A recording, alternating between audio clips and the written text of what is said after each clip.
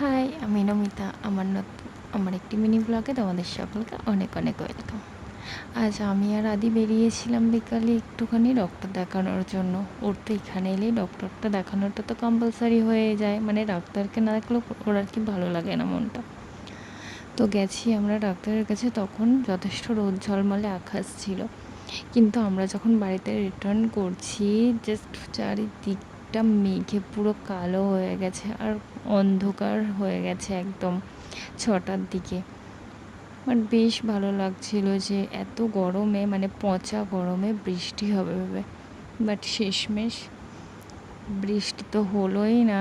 Just একটুখানি মানে মেঘটা হলো আর একটুখানি হাওয়া হলো, ব্যাস। তারপরে সব আবার যেইকে সেই হয়ে গেল, মানে সেই পচা গরম আবার শুরু হয়ে গেল।